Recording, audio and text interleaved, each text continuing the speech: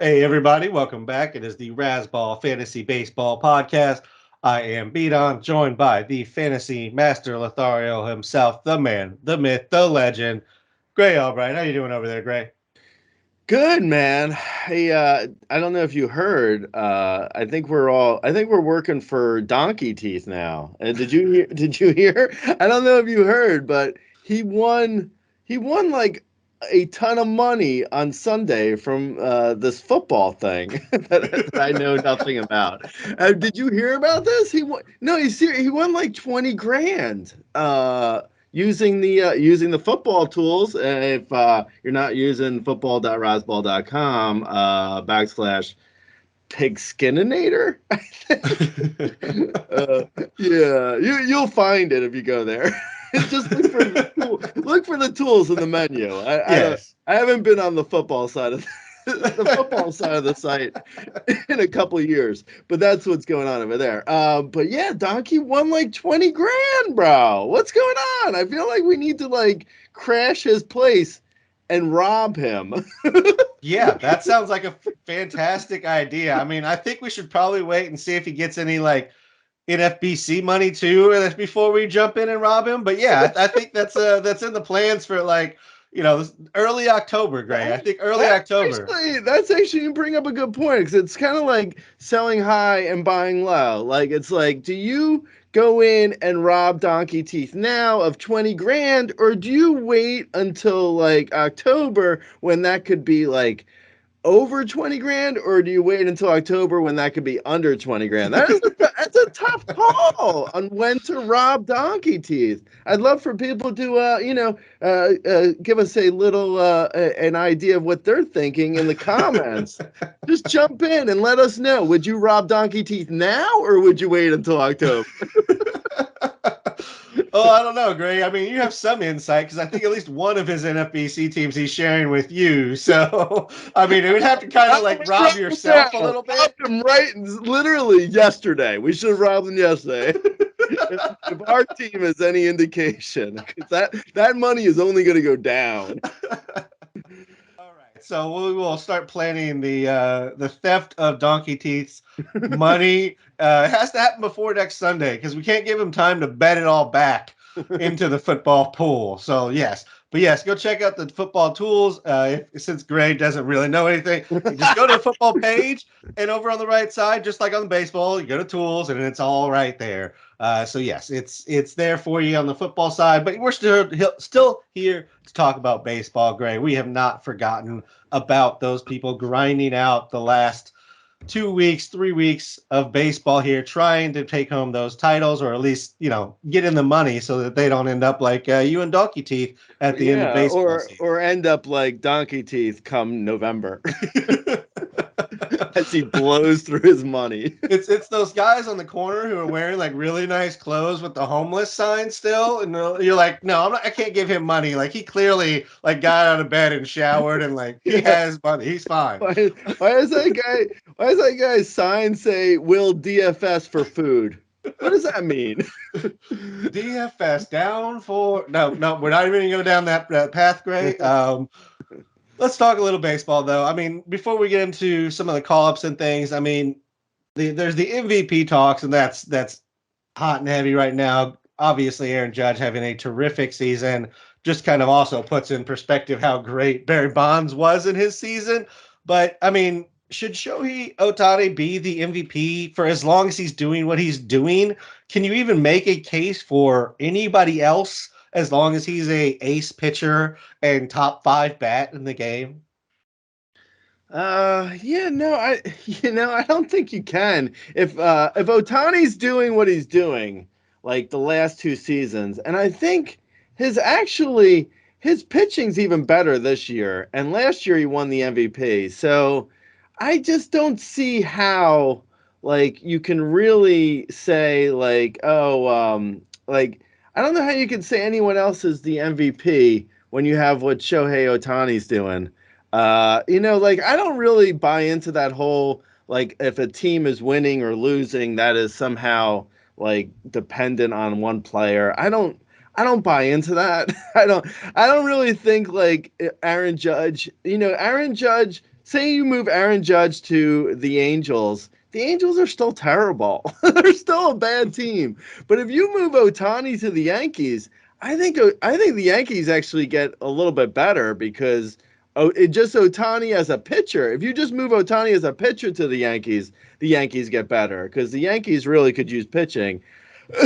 Jordan Montgomery.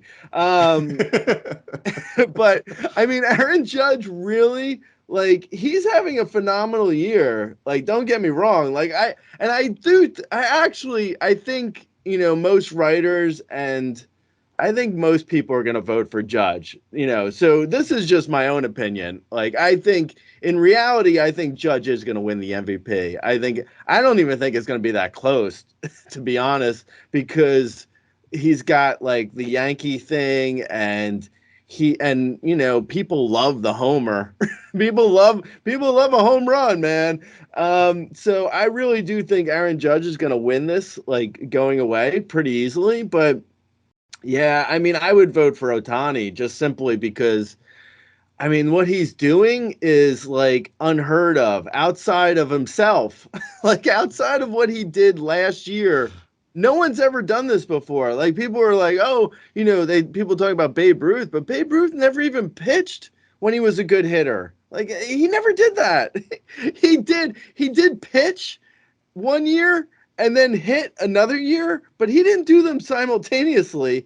And also, not to go too far down the Babe Ruth path, but down the line in Yankee Stadium back in the 20s, it was 295 feet. So, I mean, actually 296 feet. So, I mean, the fact that Babe Ruth hit a lot of home runs, I mean, it's like, come on, guys. Like, Babe Ruth would basically be like, I mean, at best, he would be Kyle Schwarber in today's game. At worst, he would be like Darren Ruff. Call him Darren Roof. Yeah, so I don't know, but I do think Aaron Judge wins it. I think Ohtani should though, because what he's doing on the mound and at bat is just like insane once again. I mean, we've never seen anything like it. He's having as good a year, if not better, this year.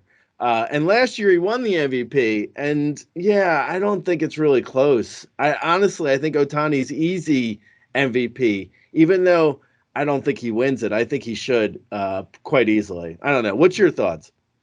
I mean, I think Ohtani should win it running away. I mean, the man has been amazing on both sides. The only thing that even remotely brings up a point is that he's not in the field, but that's completely removed by the fact that he pitches, for Christ's sake. I mean, he's a ninth in ERA. He's seventh in strikeouts and fifth in home runs grade. That's absolutely absurd.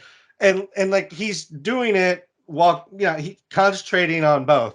He's not, only hitting, he's not only pitching, he's doing both at the same time. So he gets less time to practice both, and he's still that good at both sides. And you're right, he's been even better as a pitcher this year. So yeah, I think it's Ohtani. I'm with you in regards to the win-loss thing. If it's literally a coin flip, and like they have the same stats, like everything's pretty much the same, then maybe you take the guy on the better team. But this isn't that. Like it's totally different. And Babe Ruth's park resembled more of a football than it did, a baseball diamond at times. So, yes, in regards to left and right field, where Babe Ruth was hitting home runs, a little bit different than what we have currently, since it is pretty much the stadium that made MLB set standards for what they had to be lengthwise. Also, for Ohtani, for like just on a fantasy perspective, I mean, if you look at like his Ks have really come down a lot this year. He's become a better hitter. He's really he's matured into a really solid hitter. Like he was pretty heavy on Ks last year. He's not like that this year. Down from almost 30% K rate to just over 24%. That's pretty dramatic of of an improvement. I think Otani's really I think Otani's even safer too. Like if we're talking fantasy for next year, I mean, I think Otani's still over Judge in my eyes, even though Judge has gotten better. I think for fantasy, for draft wise, it's going to be hard to be in on Judge next year because this does feel like such a I don't buy into the whole contract year thing, but this really does feel like the ultimate contract year. Like this does not feel repeatable, like on any level at all. But yeah, I mean, he's still gonna go up though for like fantasy for draft rankings. I can't imagine Judges much outside of like the top 12 overall in fantasy, probably like the top 8, I don't know, 7 even, where Ohtani was what? I forget what I had Ohtani at this year. I think 5. I can't imagine him being much lower than 5 again. Like this is just another like phenomenal year from him. At this point, until we see him actually be human and not be able to like pitch every 5th day, like I mean it's like insane what he's doing. Like this does not make sense at all. Like I honestly, until we saw it, I wouldn't have believed it until we saw it. I didn't. For a while there, when Ohtani was like in the first couple years of the league, when he was in the majors for the first couple years, I was like, "There's no way he stays healthy. There's no way he can do this like every 5th day pitch as well as hit as well as getting as many at bats as he gets like." We're looking at like a year of 100 and I'll say roughly 155 innings from him this year when everything's said and done, with like 27 games started, a 2.5 ERA. Obviously that could change either way, and he's got right now he's got 35 homers and 11 steals. Like that's great. And he's playing every day. Like he's going to be, again, it'll be like he'll be near 100 and he'll be at least 155 games played, if not more. Like last year he played 158 games. Like this is crazy. Like I hope he stays healthy. But man, does that sound like absurd for him to do every year? This is like, I mean, this is better than like some of those prime Cal Ripken years when he played every inning. This is more taxing on the body. I'm sorry, Cal Ripken. I know Cal Ripken is everyone's favorite, everyone's hero from their childhood. But I mean, the fact that Ohtani's pitching every 5th day and like hitting 4 or 5 times a game, like this is crazy what he's doing. It's really absurd. So I don't know. Hopefully he stays healthy. But yeah, I gotta think Ohtani over Judge next year for fantasy. Am I wrong? What do you think? I think it's kind of format dependent. If you can definitely get, if you have daily lineups and you can get the pitching and hitting stats out of him, absolutely. If we're talking about a weekly lineup set, I can see the argument for Judge just because you can put him in the outfield instead of utility as a bat. And I mean, you're going to get essentially the same. Like if we look at like Rudy's projections for next year, I would almost guess that we have very similar projected hitting lines for Judge and Ohtani. Maybe Judge has a slightly higher average after going 287, 307 the last 2 years.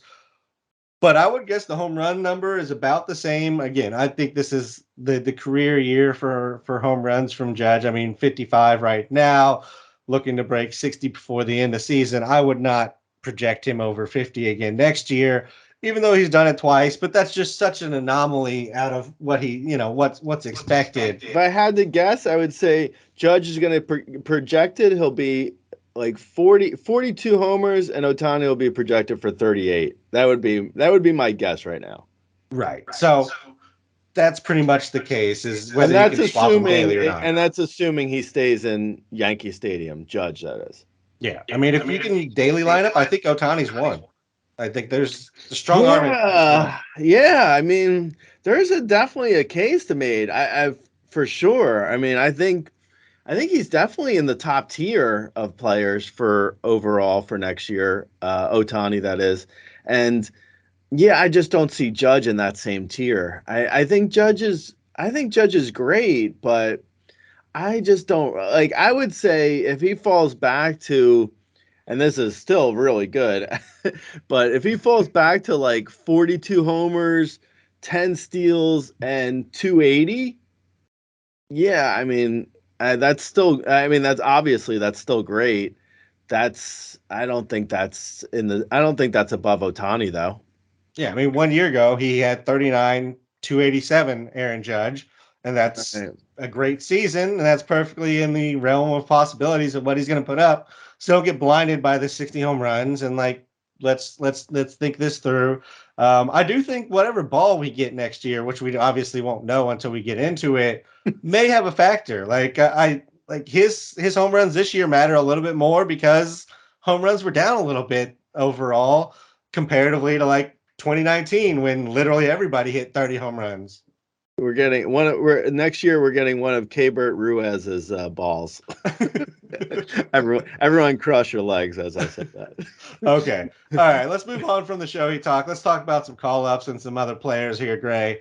Help the people out a little bit. Josh Jung got called up. We've been talking about him and complaining that he wasn't up. And here we are. He got called up for that home series, like we said, was probably going to happen and was ridiculous. But here we are, Gray. 19 on Itch's post MLB draft rankings update. He missed time this year with a shoulder injury. That's not what you want to see from a young hitter, but has still performed since coming back. 24 games in AAA. He has 6 home runs, a stolen base, 273, 321, 525. He's had 3 games up in the majors. He has a home run and stolen base. He's hitting out of the 6th spot so far.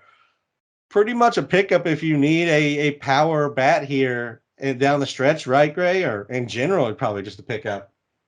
Yeah, no, completely. Like we were saying, I think before he got called up, that he would be, a top call up if he did, and voila, he did. So yeah, definitely, I would grab him. I think he's probably, I think it was in his first game on Friday, he had a slam and legs.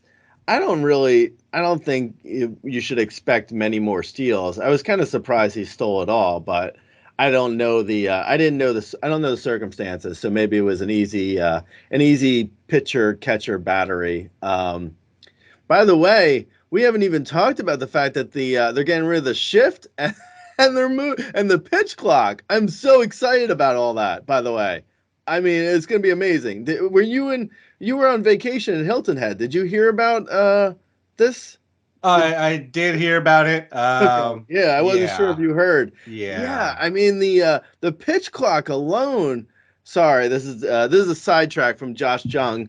But the pitch clock alone, I don't think people really fully understand how much that's going to affect. I think hitters more than pitchers. Like if there's like there'll be a few pitchers like the Taiwan Walkers of the world and the Pedro Baez's and the Kenley Jansens, like the guys who take like extremely long, like they might get affected. But for the most part, I think once a pitcher's in his groove and he's able to pitch every like 15 seconds, I think the hitters, if nothing else, I think the hitters could really be more affected than anyone. Like I think because there's a lot of times, hitters can like they can step out of the box and, take their sweet ass time to get ready for a pitch and try and figure out in their head like what's going to come next, like is it going to be a fastball, is it going to be a curve change, whatever. Like the whole time the hitters are in the box, they're sort of trying to figure out what's coming next. You take some time out and you take some time out of their ability to think about what's coming next. I think that could really affect pitchers. I mean, excuse me, hitters. Like I honestly think the pitch clock is being underappreciated for how much hitters could be affected by it, and the shift I think is being overappreciated how much that's going to affect people. I don't think the shift's really going to do anything. Like I think the shift is probably Like there'll be a few guys, like lefty contact guys, like think of like a Freddie Freeman, who is already a good contact guy. Like he could be helped by the shift getting banned. Like like the potential for like a Freeman or Kyle Tucker. Like there's some guys who definitely maybe will get an extra 5 to 10 points on their batting average. But like I think the guys who a lot of people are thinking, like the Joey Gallos of the world, aren't going to be helped much at all. Like they might get an extra like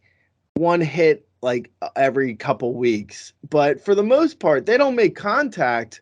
So without contact, it doesn't matter if there's a shift or not there.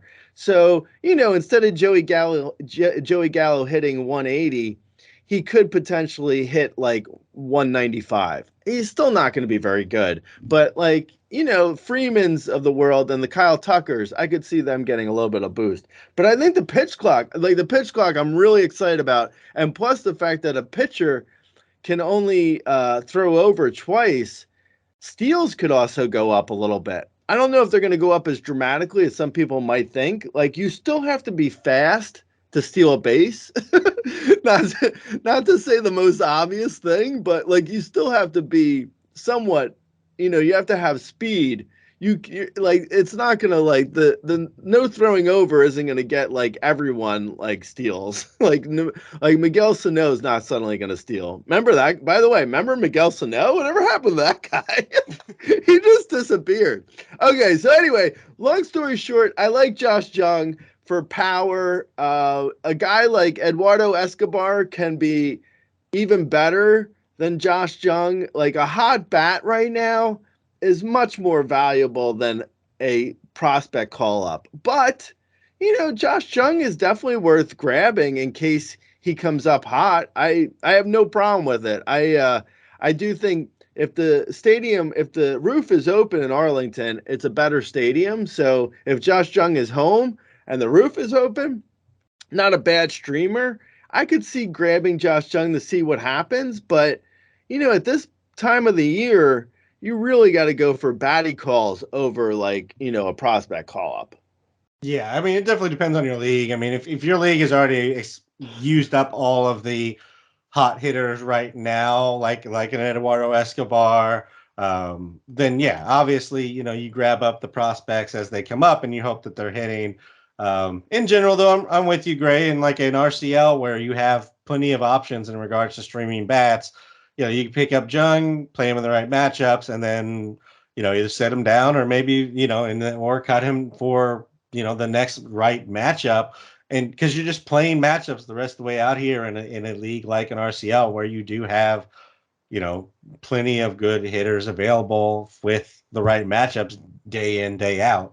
In regards to the two big changes, the pitch clock, I'm interested to see if it's more like basketball shot clock where like the buzzer is the buzzer, and if you're not gone, like that's it. There's a penalty, or is it more like a soccer game and stoppage time, and it's kind of like you got like a few seconds of leeway. Like I think that matters for stolen bases. Yeah. Yeah, maybe. I don't know. I honestly I haven't seen it in practice, but I would assume it's like a shot clock. I mean that would be my guess. It'd be like it's a hard out. Like it's when the clock goes out, the clock goes out. I don't know. I know with the shift because I read the rule changes, which is really fascinating read. It's a really fun reading MLB rules. But I did read that like once the pitcher releases the ball, then fielders can then move wherever they want to move. So they could start at the bag, like a shortstop or second baseman can start at the bag. And then I guess when the pitcher releases the ball, they can move a little bit, but I don't think that's really gonna as far as the shift is concerned. I don't think that's really gonna matter much. I don't know. It's like, do you really want to be moving as a, if you're a fielder, like you want to sort of be set in place and, get ready for the ball to get hit to you. So I don't know. But anyway, I think I'm excited about the pitch clock a lot. Like, according to Jeff, our last podcast host, who's at Baseball America now, who goes to see a lot of minor league games where the pitch clock is there. He said that at games where the pitch clock was, because at some minor league games they had a pitch clock and some they didn't. He said at games where they had a pitch clock, it would be like a 2.5 hour game, and games where there was no pitch clock, it would be over 3 hours. So, I mean, that was, it's anecdotal, but for the most part, that's sort of what I've been hearing. So if nothing else, to shave like 15, 20 minutes out of a game that is just the pitcher doing nothing with the ball, I'm all for it, man. Sign me up. I'm not as optimistic. I don't like it quite as much as you do. I kind of hate the idea of it, because I feel like there is kind of a gamesmanship, like you said, like the hitter can take some time, he can back out, the pitcher can step off the mound. They work through their signals when there's runners on. Obviously, some of that's helped by the new kind of buzzer system, but there's still pitchers out there using the old system of signs too. So that's not completely in play yet. I don't know. There's a lot of like gamesmanship in it, and I feel like there's gonna be some manipulation. There's of it, like, does it? Because if the hitter can just step in when there's like 3 seconds left, then like I feel like their team gets a lot bigger advantage on the base They paths. can't. No, there's rules. It's got to be. Okay. I don't know off the top of my head, but it's like the hitter has to be in the box at like 8 seconds, and the pitcher has to be like in his windup at 3 or something. Like there's rules. It's not like the hitter can't just like stand outside the box until like 1 second left, jump in and be like, "Hey, I got a ball." That's not. I mean, are Cueto and Nestor gonna time out? I know. It was like, you know what? I'm timing out this whole inning. Like Nestor has like some, Nestor and Cueto both have like some 7-second like deliveries where they're like swinging and like moving. Yeah, that's true. I didn't read about whether or not like if you're in motion, can your motion be like 24 seconds? Can you be like, oh no? I wonder if that starts a lot of like old like step back deliveries then, like where you just step back and hold it for like 30 seconds. Yeah, exactly. Oh my God, that's true. I didn't even think about that. Like, what about the pitchers who have like it's like the time clock is like the pitcher's in motion for 30 seconds. Is that something? Yeah, all right. Anyway. All right, great. Josh Jung. All right. We talked about kind of what we're thinking about with him. Next year, obviously very excited, but for this year, stream him in the shallow leagues and those deeper leagues. Yeah, pick him up, grab him if he's still there. Triston Casas is the next one. Number 51 in Itch's current rankings. In AAA this year, he had 72 games. He had 11 home runs, 273, 382, 481. Hasn't hit much in his first 7 games in the majors, 2 hits and 24 plate appearances. But hey, at least one of those was a home run, Gray. Kind of had a rough start to the year in the minors and has recently pulled it together. Are you interested in Triston Casas? Yeah, again, like I'm interested in him if he's hitting, but if he's not hitting, then in a redraft league, like, he's no better than, a lot of other guys on waivers. So, yeah, I mean, I have nothing against like, him in the long term. I think, his Ks were a little bit of an issue this year versus previous years. Like, not much. It came up a little bit, and now he's striking out a lot in the majors. It's a small sample size. It's only 7 games. So, yeah, we'll see. I mean, he's still taking walks in the majors, which is a good sign. I'm excited about him for next year more than I am for this year. I think, I mean, I have him actually. I have him on a few teams that I drafted like way back on like a draft and hold team or two. I think I grabbed him back when I thought he would be up in like May or June. obviously that didn't happen, but yeah, I think he's probably a guy who will be he'll be on radars for next year. Like absolutely. I'm excited about him for next year. For this year, yeah, I mean, if he's there and you're like, if it's a deep enough league and you want to take a flyer, then sure, but yeah, I don't see much there for this year, other than maybe the occasional home run. If he hits 3 homers this year and 220, I think you're probably that's like what I would expect from this year. Yeah. Yeah, I would say that's probably about right for this year. I just he's very young. He's 22 years old. I just think there's going to be a strong adjustment period here, which is great that he's getting it right now, so he has some idea of what he needs to work on come the off season. But yes, I'm not overly optimistic for what he's going to do this year. And if I'm honest, I'm not overly optimistic for what he's going to do next year. I just think that like being so young, he ran through the system so fast. Like I think there's a lot of work that he's going to need to do. And to be honest, I'm just not a big Triston Casas fan. I think he kind of gives me Eric Hosmer feels, which isn't what anybody wants to hear out there. Yikes. Yeah. So I'm sure Itch probably has a better outlook for him, having him ranked 51. But that's kind of the feel I've gotten from Casas. Hopefully he's better than that. Moving on, Mark Vientos got called up. This is a power first and maybe only power. um, Yeah. Like kind of like Casas too. yeah, and I think Casas has a little contact, but Vientos this year, 101 games in AAA, 24 home runs, 280, 358, 519. He had a 28.6% K rate, though, a 10.3% walk rate. So this is kind of that traditional Gallo, Sano, high power, high K rate. It's going to go far when he hits it.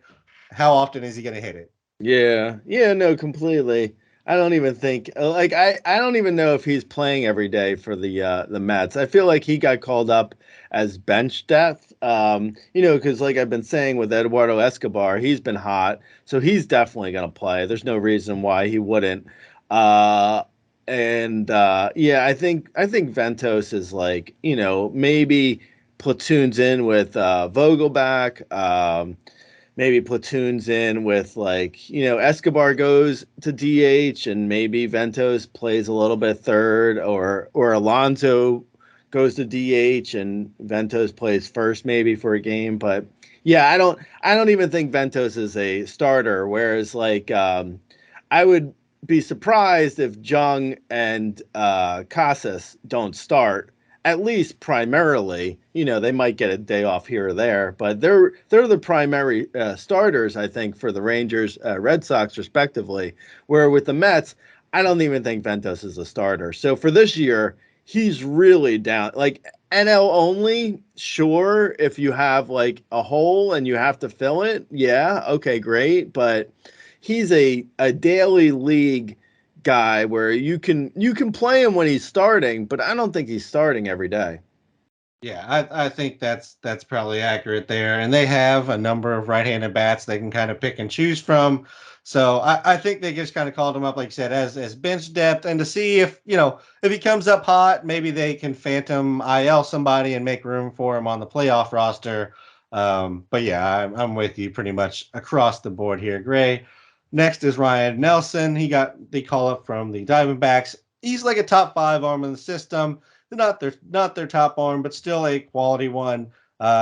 This year in 26 starts and 136 innings, he had a 5.43 ERA, a 1.39 WHIP, a 21.6% K rate, a 7.9% walk rate. In his debut, he went 7 shutout innings versus San Diego. He's got the 95-mile-an-hour fastball.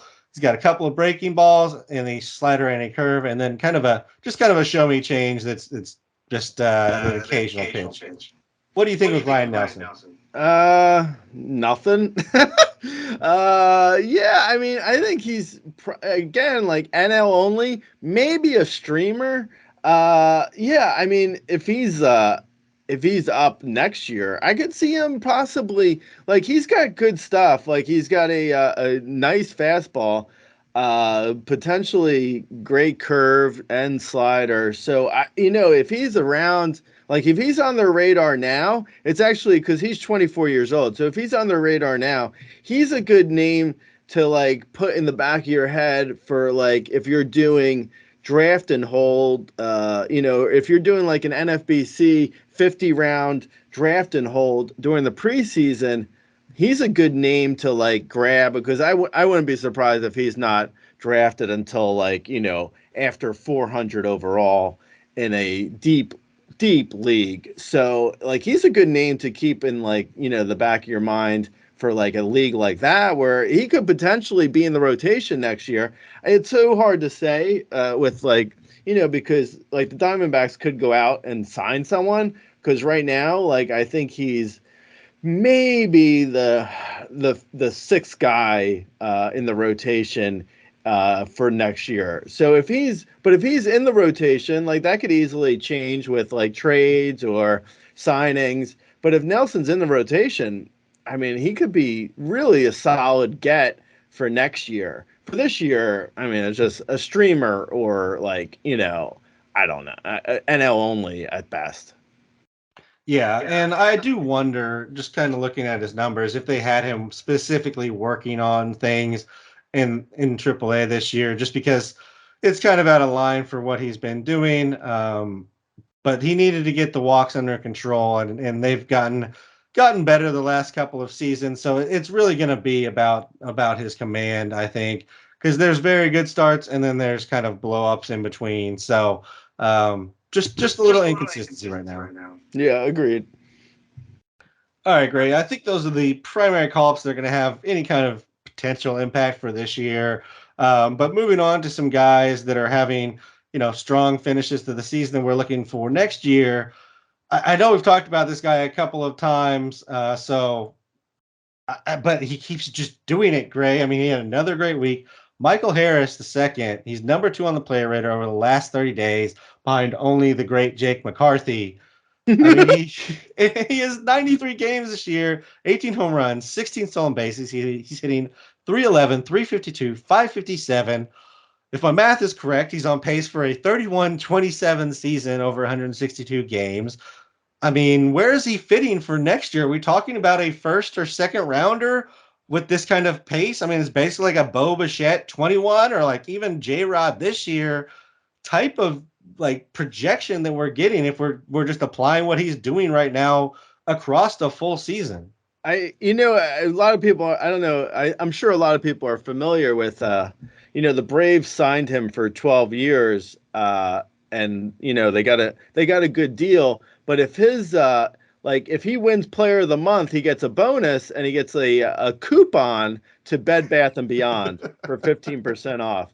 So the Braves, they're going to have to go in their checkbook again, I think, with this Michael Harris guy. That's how good he is. They might actually have even like a Dairy Queen free Blizzard. Maybe. The Subway Black Card. Yeah. I don't know. The Braves might have to cough up some more, free Fribble coupons for friendlies. It's going to be tough. Yeah, I think with Michael Harris II, it's like there was people in the comments actually today. We're recording this on Monday, and there was people in the comments asking about him for next year.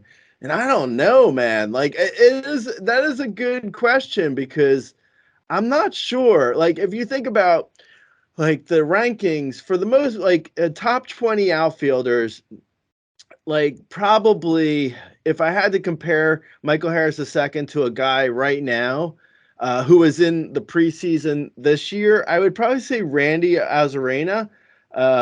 So like that was I want to say that was like around 60 overall. So probably Michael Harris II in that range, like maybe the 16th to 18th overall outfielder for next year, and that's usually in the I want to say around 60 to 60 range, 60 overall. So yeah, I mean that's probably where he's gonna get slotted in. And projections wise for next year, I mean, what you prorate him for? Like, I don't know. I mean, probably in the same range as like a Randy Rosarena for like his projections this year. I think we're roughly like 2020 to 50. I think Michael Harris II is probably going to be, I don't know, maybe 24, 20 to 70 for next year, I'm saying, for his projections. So yeah, I mean, it's good. It's all good, man. I'm like, I'm a big fan, obviously. I think he's got a really nice ceiling. I don't know if we've seen necessarily the floor at all. Maybe he doesn't have one. The good thing about a guy who has speed like him, it's like you can't slump that dramatically, because if you're chipping in steals, like you mentioned earlier, the top last 30 days is Jake McCarthy because of steals. Like if you can give steals, that's a game changer in fantasy right now. Next year, like I said earlier, with the pitch clock, maybe there'll be more steals. But like I said too, it's like you still have to have speed to steal bases. It's not like Austin Riley's suddenly going to steal 20 bags. So yeah, I mean, Michael Harris II is like, I think I want to say I want to say 15th through 20th overall for outfielders, 60th overall for rankings, and probably 24, 20, 270, I would say, projections wise, in that range. Like, don't hold me to any of that, but somewhere around there, I would say. I don't know, what's your thoughts? I think I'm ready to be the high man on Michael Harris next year. I think my like low for him is like where Cedric Mullins was going this year, which is 30-ish. And I'm thinking I may even move him up into back in the second round. I mean, hell, Starling Marte was going 24th this year. I would much rather have him than Starling Marte on my team. Salvador Perez was going around that area as well. So I mean, I know that's this year, so that's easy to call out Salvador Perez and certain guys. But I'm just saying, like, we're looking at a guy that, again, was on pace for 31-27 over 162. Nobody really projects 162 for guys, so even over 150. Looking at like a 25-25 type of season out of him. Certainly, some of the average could come down. Maybe there's some an adjustment period. His BABIP is sitting at 376 right now, but he's also a very fast guy who has good contact skills. So I expect his BABIP to remain fairly high as well. So I don't think that drops to like 250. Maybe he becomes a 280, 270 hitter. But I think I'm ready to just like start every draft I possibly can with Michael Harris as my second or early third rounder right now and be perfectly happy with that. Yeah, no, I mean, I can't argue with that because I really like him too. So if his ADP is around 25 to 35 overall, I might get in on him. Like, I might reach for him just to have a share or two, because I really do like him. But yeah, I mean, I don't know if I can put him in, like you're talking, like, yeah, I mean, Cedric Mullins was 30-30 going out of last year and into this year, where, I mean, I don't think anyone thought he was going to hit 30 homers again, but I mean, he was coming off of that to get drafted there. I don't know. Yeah, maybe you're right. Maybe he will go that high. I kind of hope he doesn't, because I'd like to get more shares of him. But yeah, I mean, like I said, I might reach for him if he is going that high. So I guess we'll see. Yeah, I mean, my biggest concern, I think, on Harris is he's still hitting out of like the sixth spot, which is an adjustment from hitting nine, which is nice to see. But who are they bumping again from the Atlanta top three, four, where Harris is going to get the slot in? I mean, I perfectly think he belongs at one or two, but do they? Right. Right. Yeah, no, that's true. I mean, that is I mean, if we're going with recent sort of recent injury wise stuff, like, I don't know, how many games can we really say Acuna is going to be there for? I mean, I don't know. I'd like to say Acuna's going to be there for 155 games, but I don't know. So, yeah, I don't know. But also, Michael Harris II, he has guys in front of him who might move up before him, too. Like, Vaughn Grisham could move up before Michael Harris II. I don't know. Yeah, I mean, the lineup is stacked. So, him moving up that lineup is not going to be easy. They'll need injuries or. Yeah, I don't know. I guess we'll see, but I do like him a lot. Yeah, I mean, Acuna loves the one spot. The Braves seem content to give him that. Albies comes back. He's almost a locked in two spot for them, at least against lefties. So, maybe against righties, Harris hits second, and against lefties, he drops to 6 or 7, which is still fine. But again, if I'm talking back in a second, I'd really like to see him up in the 1 through 4 spot.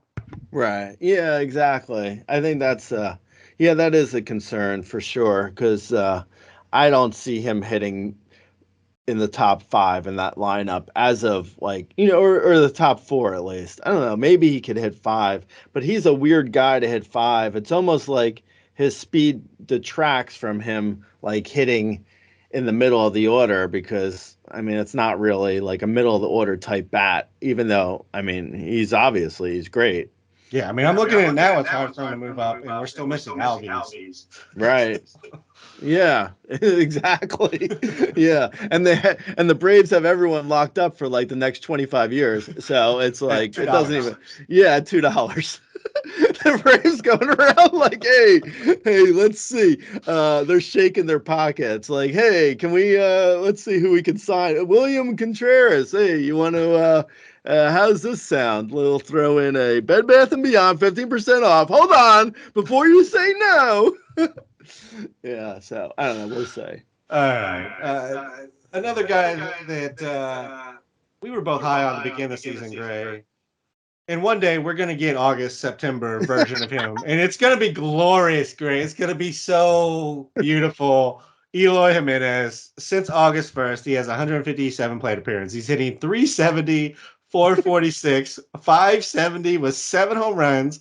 He's got a 16% K rate and a 12% walk rate over that time. Great. I'd like to see Eloy Jimenez get into the batter's box and hit right now, and then have him get in the batter's box and hit after we bring in Tony La Russa, just to see if there's any difference. I just want to see if there's any dramatic difference when he's hitting. We'll just have Tony La Russa right outside of the field area. We'll have him like right outside, and then we'll bring him closer for each swing. And every swing that Eloy takes, La Russa steps 5 feet closer, just to see at what point does Eloy pull a hamstring. Oh, all right, Gray. So are we going to be back in on Eloy next year? I mean, he's so good when he's healthy, Gray. Yeah. I mean, I honestly at this point, I want to say like I kind of wish he wasn't having this good of a September because I want to say his price is going to be so cheap, and I think even if he does have this good of a September like you were saying, or August and September where he's hitting 370 with 7 homers, I think even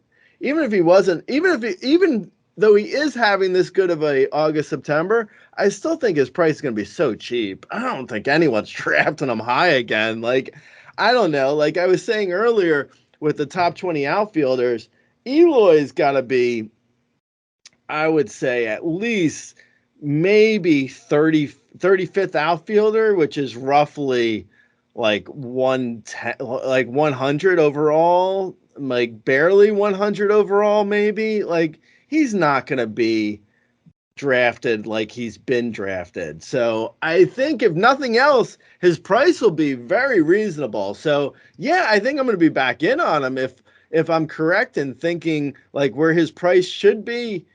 It's like that's a decent price if he's going to be like 100 overall. Like think about like where Giancarlo went this year, like that's probably Eloy Jimenez sort of territory where it's like he could hit 40 homers and 280 or he could hit the IL 5 or 6 times.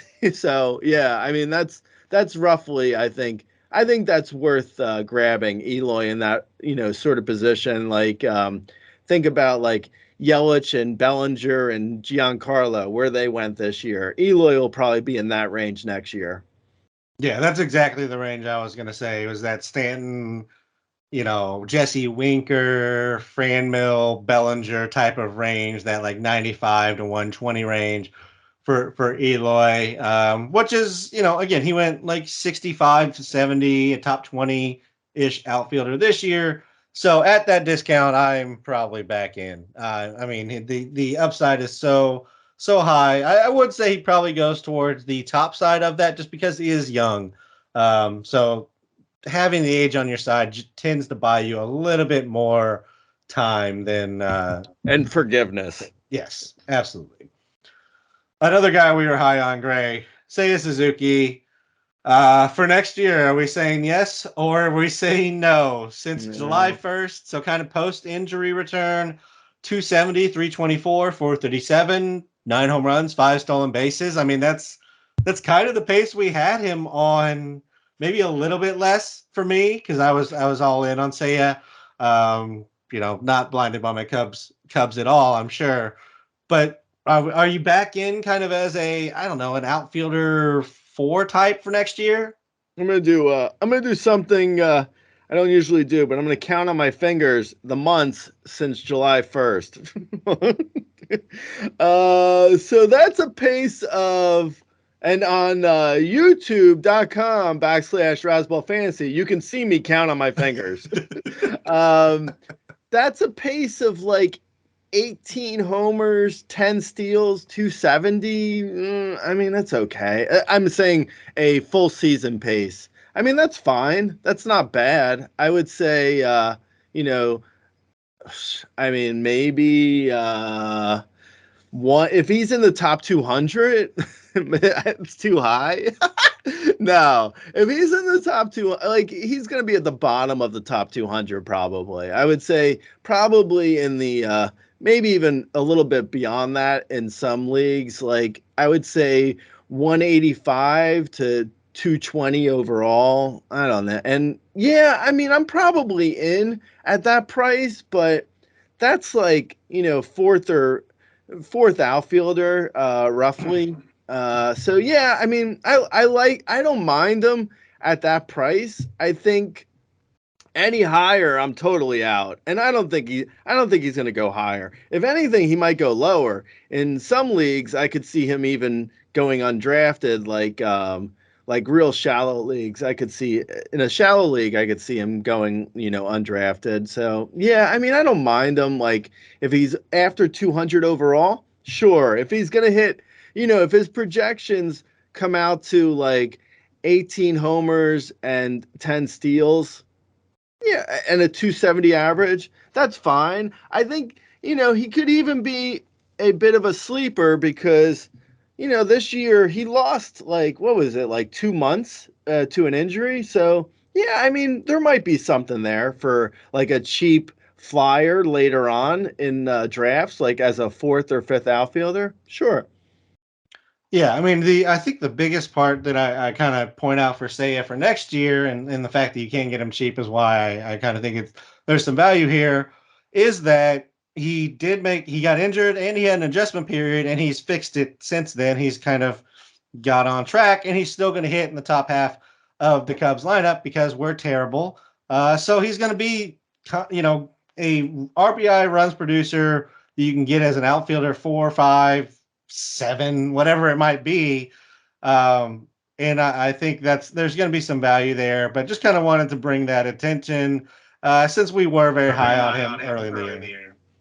Yeah, we were probably too high on him, but I don't know. Maybe that'll end up looking better after next year. Like if he's healthy for a full season, and we never really saw like he was really good like the first couple weeks of April, and he's been really good in the last couple weeks in September. So I don't know if he can somehow do that in the middle of the season somehow. Then yeah, I mean I think it's too soon to write him off completely. Yeah, I'm with you. We're still talking about a guy who's, I believe, 27 years old. So we're not talking about a guy who's finished product. It's not like a lot of the other people who have come over from Asia that are in their, mid I mean, mid if you think 30s. about it, it was only 2 years, two preseasons ago when Ohtani was going like around 220 overall. Yeah. So let's give him a little time. But yes, I'll probably be getting some shares with a reduced draft cost. I think he was going like 150, 180 this year. I would expect it to be well beyond 200 for next year. And yeah, but gonna be buying. All right, great. Last couple things here. The bullpen. Let's SAGNOF a little bit here. What do you got for the people as they're chasing saves here down the stretch? Okay, so I think Jose Leclerc, Texas. For some reason, Texas changes closers like once a month. I'm not totally sure why, because they're not. It's not like they're winning, and it's not like the closers who were there previously were bad. Like Joe Barlow was fine, and he just like totally disappeared. Then Jonathan Hernandez got like the month of August, and now it's Jose Leclerc in September. I don't know why. Honestly, I have no idea what the Rangers are doing. But yeah, it looks like Leclerc is now the closer there. In Boston, John Schreiber has gotten most saves when he's not able to. Yeah, after he goes, he's like the most reliable arm. I think Whitlock and him are the most reliable arms, and Whitlock is in this like multi-inning role. And the Red Sox also have Matt Barnes, who isn't good. So I think they're going to go to Schreiber if they can. It depends on if he's thrown recently or not, because it's just like I don't think he can go more than 2 days in a row, or something similar to that. Anyway, yeah, I think Kyle Finnegan has been awful in Washington. I don't think I'd speculate any deeper than him in Washington. Carl Edwards Jr. is there. I would not necessarily. I wouldn't be speculating on it, but I guess if you're really super desperate, and then Kenley Jansen has been awful for a while now, and I think like last 7 appearances, he's just been really terrible, and I don't know, but like Snicker's not changing the closer role. He's not going, no matter how good Raciel Iglesias is, and Raciel Iglesias isn't necessarily good all the time, but no matter how good he is, he's not removing Jansen. Jansen can't be removed anyway. Like, in all fairness to Snicker, it's not like you can put Jansen in a setup role. Like, he's the closer or he's on the IL. So he's the closer. Anyway, Jansen's the closer, but he's been really bad for a while. But nothing's really going to change there. I think, Iglesias might get a save here or there just because, Snicker might rest Jansen a little bit more, which is, makes sense since they're going to be going to the playoffs. And then, yeah, I don't know. I think that's about it. You have any other guys? No, I just wanted to say a couple things. Matt Barnes. Actually, the three guys who you said haven't been very good have actually been pretty good recently. Matt Barnes, Raisel Iglesias, and Carl Edwards have all been pretty solid. Matt Barnes is kind of the backup to Schreiber, so if you're getting, if you're looking for that kind of saves, I wouldn't mind it there. I think Edwards could take the job from Finnegan because Finnegan has been that bad. And I wouldn't be surprised to see a Phantom IL stand for Kenley. And since joining the Braves, Rysel has actually been pretty good. He's back in the where he knows everything, and he's had a 0.57 ERA since coming back. So I think there's maybe some opportunity there again if you're chasing down every last possible save opportunity. But yeah, I don't really have any other names to throw out there. Yeah. I mean, that all sounds about right. I was probably being too harsh on the setup guys. I just think, Matt Barnes has burned me so bad in the past. Matt Burns. And then the Nationals are just such an awful team that I Yes, don't know. yeah. Speculating deeper than the closer. If Carl Edwards Jr. gets a save, he could have the job for the rest of the year because Finnegan's been so bad. But the Nationals are just a really bad team. And then I think Snicker wants Jansen to be the closer, but you're right. Raciel Iglesias hasn't been bad, so yeah.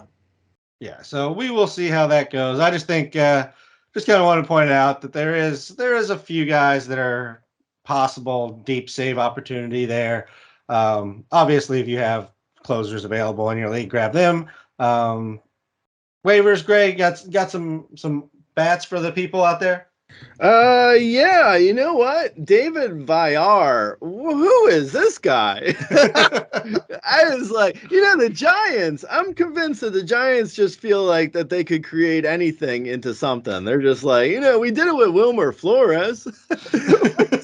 Let's see if we take the Jonathan Villar DFA announcement that was in the paper and we pour water on it. Let's see if it sprouts into something. Whoa, what is this? David Villar. Oh, they just created him literally out of thin air. I guess him. He's been hot. I mean, I'll give you that. I don't know. Like I saw recently, he got picked up in one of my NL only leagues, and I was like, oh man, I wish I would have picked him up. I didn't realize he was available, but that just shows you how far out of nowhere he came that he was available in a 12-team NL only league because no one's available in a 12-team NL only league, but he was there because he's literally come out of nowhere. Like, and in that league, there's prospects around like that have no chance of coming up this year. So yeah, it's a deep league and he was there. So yeah, he really came out of nowhere. Anyway, Eduardo Escobar, who we've mentioned a bunch before, he's been really hot. Elvis Andrus has been crazy hot for a while. His teammate, AJ Pollock, has been crazy hot for a while. Oscar Gonzalez has been pretty hot. IKF, Israeli Diner Falafel, has been like really kind of hot too. I think he hit 2 homers last week. Yeah, I don't know. Let me see. I'll do Edmundo Sosa has been hot in the last 7. Jake McCarthy has been hot for the last 30 days, as mentioned earlier. Jonathan Daza has been hot, and it looks like Tony Kemp has been hot for the last 7 days. So yeah, those are some guys I would be looking at. Yeah, and I guess on the arm side, a lot of these guys I've kind of said over the last few weeks, but that's who's left now. We got Hayden Wesneski for the Cubs. That's a new one to the list. He's actually been pretty strong since coming up. Kyle Bradish has looked good coming down the stretch. Dean Kramer, since getting transitioned over to the starter role. Jose Suarez, same kind of thing. Drew Smiley, guy that I've kind of always been in on, just in and out. Whenever he's healthy, though, he's pitched well, and he's doing that right now. And then Drew Hutchinson, he's kind of multi-inning it down there and doing his thing. We've talked about him before, and just looks strong for the 32-year-old coming out of nowhere for Detroit. Yeah, no, completely. Dean Kramer, actually, I picked him up in one league to stream him this week. So when he's awful, you know why. you'll know why. Yeah, don't blame me for that one. That's a great pickup on that one. So just focus your attention that way. Yeah. Thanks. Happy to help with that, Gray. As always, if you have specific comments as you're getting down to the end here, you can always find us in Razzball on the post, or you can come out to youtube.com/RazzballFantasy and post them on the video, or you can find us on Twitter. I am at RazBeaton. Gray is, of course, the owner of the at Razzball account. Until next time, best luck in your matchups, and I'll talk to you later, Gray. All right, Lates.